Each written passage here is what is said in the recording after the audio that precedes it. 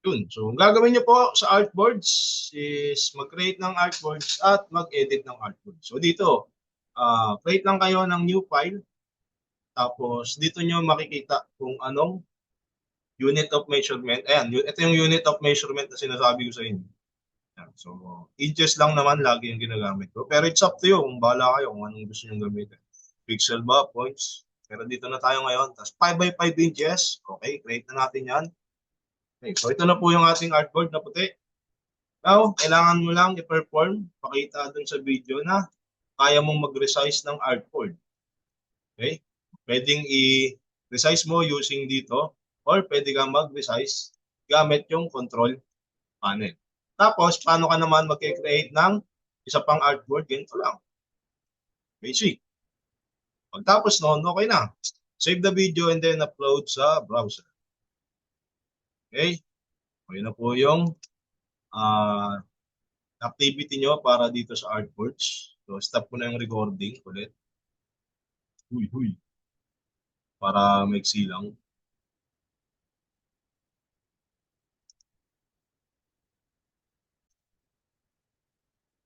Ayan. So now, yun po yung artboards. After nun, ito naman po tayo sa shapes. Naman. No, nasusundan pa po ba ng lahat? Nandiyan pa ba kayo? Now, pagdating naman po dito sa shapes, again, pakisagot kung na okay pa, naririnig pa ba ako? Share ba yung Yes, screen? sir. Okay. So now, proceed po tayo sa shapes. Meron na po dito ang mga file na i-download nyo na lang. So, ayan, ito yung number 1 natin, 2, and D3. Okay, so paano po ba gagawin natin dyan? Ito po ulit tayo sa ating AI guide. So, tapos na tayo sa work with artboards. Proceed tayo dito sa create and edit shapes. So, draw simple shapes, create lines, combine shapes, and then trace to make shapes. Ito, hindi ko na sinama to kahit itong tatlo lang muna. Okay, so paano po tayo magdodraw ng simple shapes? So, pag na-download nyo na po sa Classroom, itong mga files na to, open nyo po yan sa AI.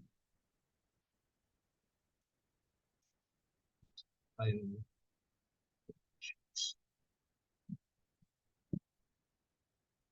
Yan. Paalala siguro ni Tena. Okay, so dito naman, gagayahin nyo lang. May mga sample naman na siya. Meron tayong square, rectangle, tapos ito yung combination of shapes para maging para siyang, hindi ko alam kung ano to, cone. O kaya ano, robot hat, kagaya nyo nandoon. O yun, nandiyan dyan. Okay? So, gayahin lang po natin yung shapes niya. Okay, so pag mag-create po ng square, pwede nyo gamitin itong rectangle tool. Tapos, select nyo lang dito. And then, ayun. Now, ano pa yung difference na may record ako, tama.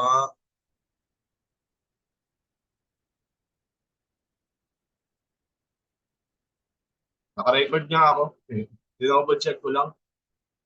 Okay, now, ano pa yung difference na nakikita nyo? Yung round ng edges niya. So, para maging round siya, nakikita nyo itong, di ba pag magre-resize tayo, itong square na nasa corner or yung nasa dito sa dulo. Pagka gusto naman natin i-round yung corner ng shapes, ito naman yung below. Drag lang natin pababa. Parang ganyan. Yan. So, ayan na po yung square shape natin na rounded yung edges. Okay, so pagdating naman dito, pagka triangle naman yung gagawin nyo, rectangle tool pa rin, pero click nyo yung drop down arrow. Right click pala. Okay? So pagka right click nyo dito sa rectangle tool, meron pa siyang ibang shapes na pwede natin gawin. So pag gagawa naman tayo ng triangle, walang triangle tool dito. So star tool yung gagamitin natin. Now, pag star tool, pag nag-create ka niyan, automatic naka-star yan. Okay, pag nag-create ka ng selection. Pero triangle ang purpose natin ngayon para maging star siya.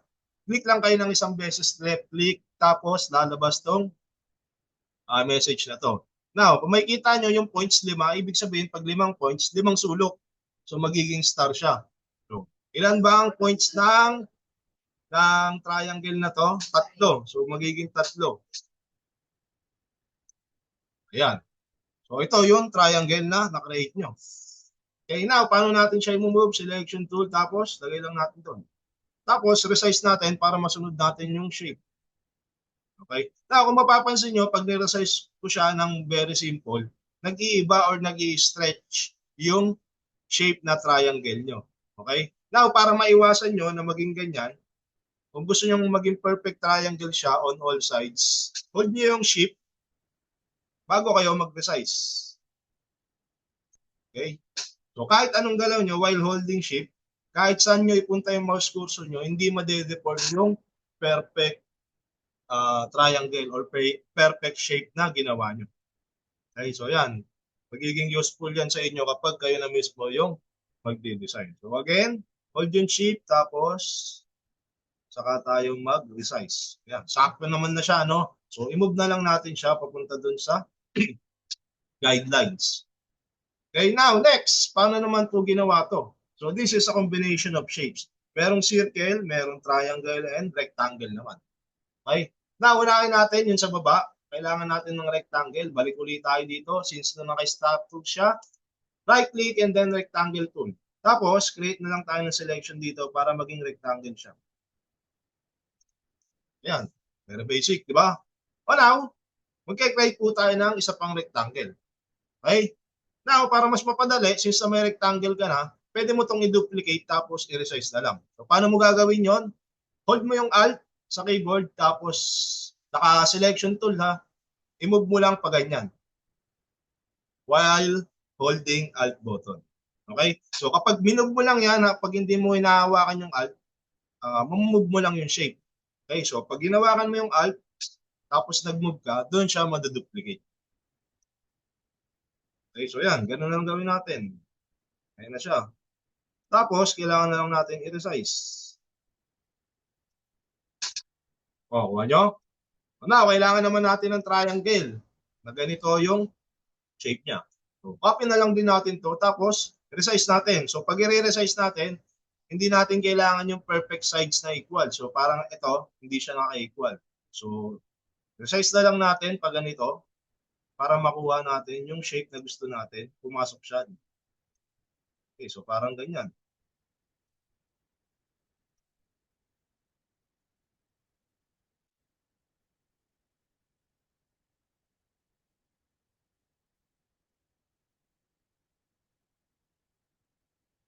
Yan, okay na yan. So pag tinignan nyo, since na ang fill color ng shapes nyo is puro white, hindi nyo makikita kung ibang layer siya.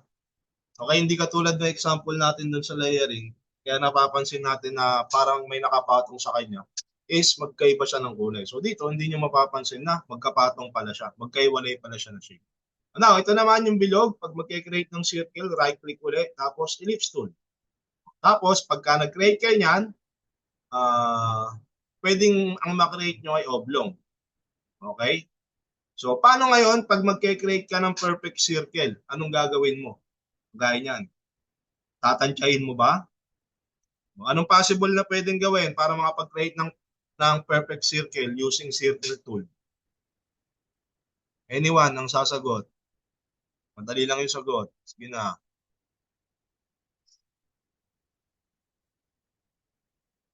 Ano, sir? Alt. Alt, sir. Alt. So, pag alt po yung ginawa natin, ulitin natin, circle, tapos hold ko yung alt. Pag naka-alt ako, wala nangyayari. Ibig sabihin, mali. Ano kaya? Hawakan mo ba yung katabi mo, tapos saka ka magdadrag? Ano? Shift daw. Mga tabi sabay kotong. Okay, gotong. Okay, may sumagot ng shift. So, try natin sa shift. Hold natin yung shift, saka tayo mag-select. Yan. Ano napapansin nyo, kahit saan natin ilagay yung mouse cursor natin, yung nakikreate nating circle is perfect circle. So yan, kung mapapansin nyo, yung width, yung height, hindi nag-iiba, same siya. 1.46 o 1.51. So ayun yung sizes niya. Okay? So ganon. So shift po yung gagawin. Again, pag i-resize para hindi ma-deform, ma-deform yan, shift din. Okay? So ganon din kapag mag-create ka ng shapes na perfect. Kung gusto nyo is both sides or all sides are equal. Yan. Nagaya na ba natin yung mga example dito? Di ba nagaya na? Okay. Now, ito naman yung gagayahin natin. Yung robot na yan. Okay, so napakadaming ito. Ang daming shapes niyan. Naka-group lang.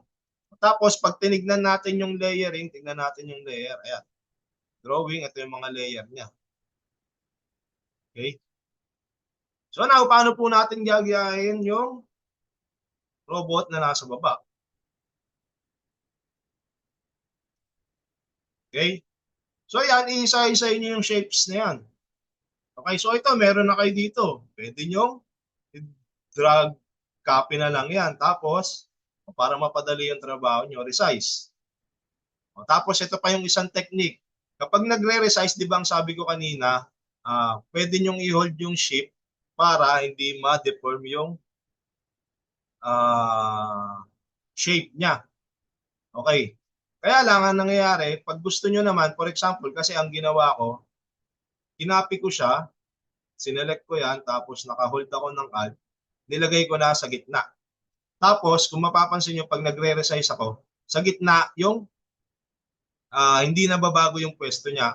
Unless, pag shift lang yung ginawa mo, dun lang siya sa top left corner. Okay. Ngayon, para makita nyo yung gitna yung resizing niya, i-plus nyo sa hold yung Alt. Yan. Magiging useful din sa inyo yan pagka kayo na yung nag-design. Para makuha nyo yan ganyan. Okay, tapos move nyo na lang siguro ng konti yung sizes. Ayan. Meron na agad tayong robot hat. Now, paano naman natin gagawin yung mukha? Kailangan natin ng rounded na shape. Unahin natin yung malaki. Tapos, i-resize na lang natin. Pangit, gawa na lang tayong bago.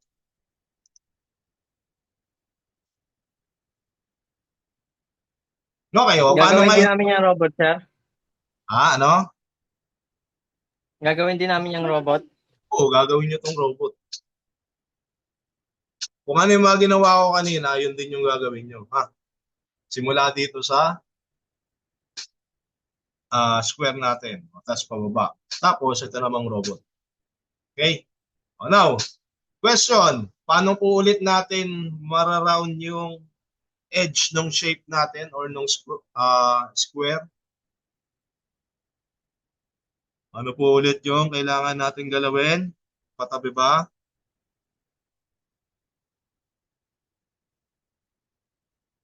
Ano? Wala. Bukan ko kayo. Yung bilog, sir. The drag. Okay, so yung bilog daw dito. Tama ba? Uy, tangina, tama. Galing mo. Gago, galing mo. Galing mo. Buhay ka ng matagal. Okay, so meron na tayong square. Now, ang problem natin is yung mata. So, kailangan natin ng dalawang circle. Okay, so pansinin nyo, dito is, pagdating dito sa layering, pagulo na. Okay, open nyo yung layer, panel.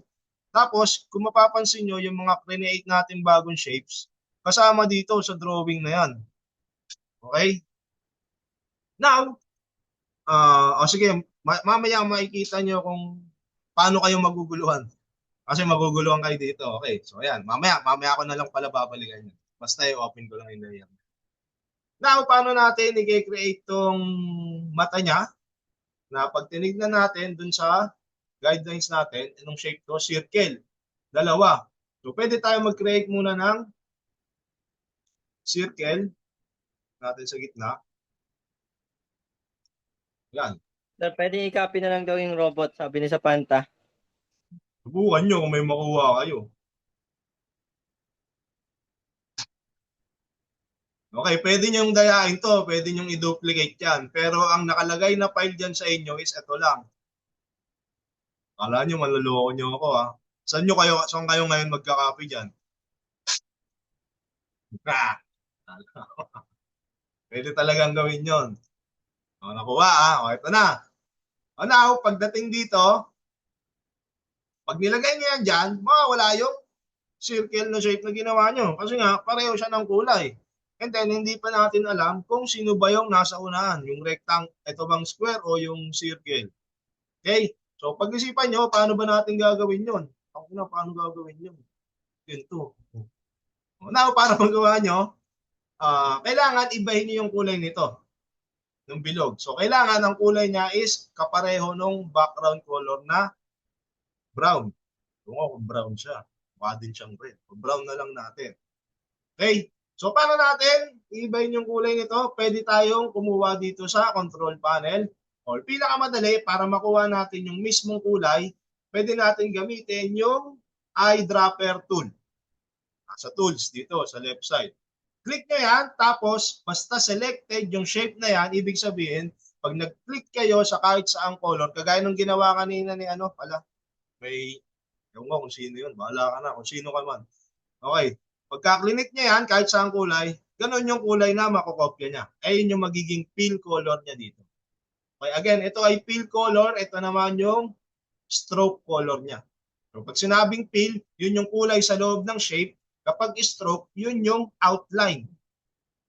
Okay? And then yung kulay sa labas ng shape. So ito is walang outline lahat ng ginawa natin.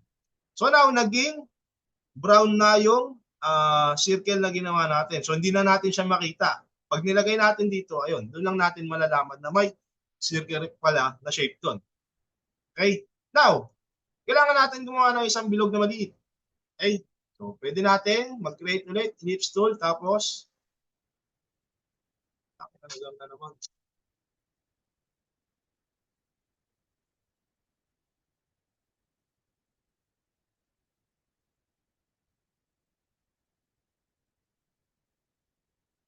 Boom! Yun, itim pala. Galing!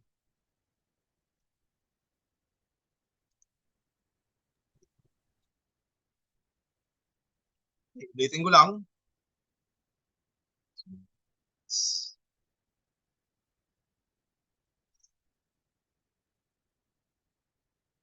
Tapos ang robot.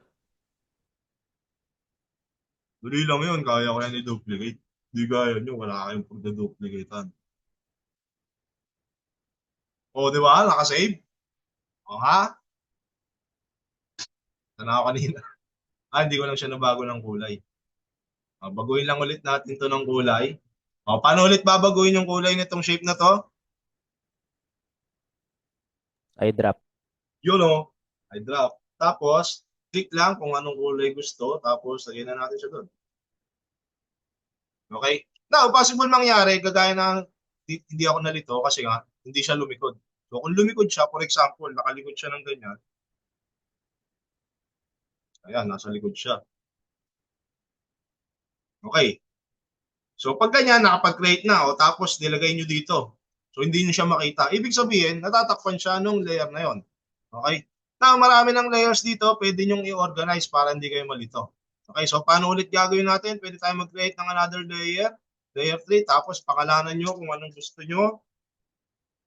And then, pwede natin i-select itong mga to, cut, tapos paste natin dito sa layer.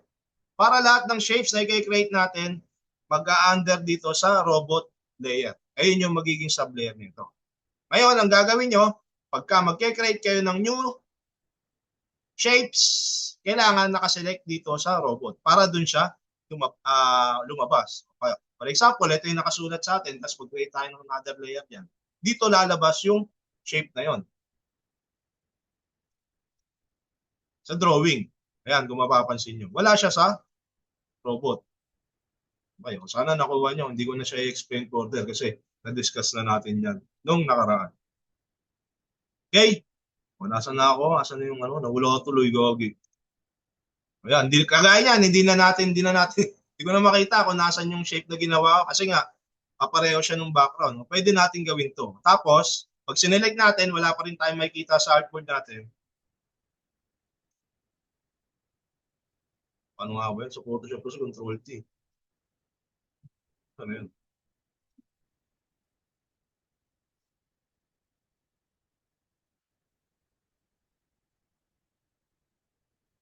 Ganun. Yan. Mahirapan lang pala talaga kayo hanapin. Okay, so nasa likod siya.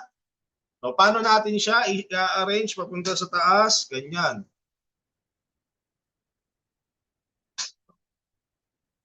Control pala. Control and then close bracket. So, nandun na siya sa taas. So, meron na tayong mata ng robot. Okay, now, mag-create tayo ng ganito. Another circle. Copy ko na lang ito. O yan, ito na siya. Ngayon. Hindi pwede. Pwede ba? Okay, so nag-copy ako, kaya lang, nasa drawing. Hindi na, mag-create na lang ako. Kailangan i-select ko to.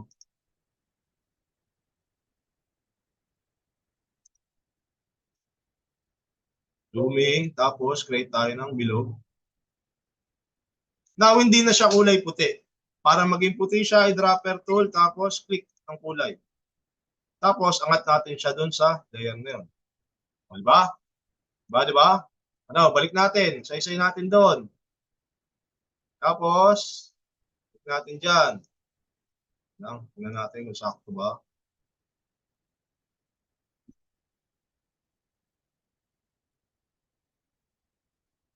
Yun, sakto. Okay, na-consume na naman natin yung time limit ni Zoom. O, end ko Hindi lang. sakto ah. Ha?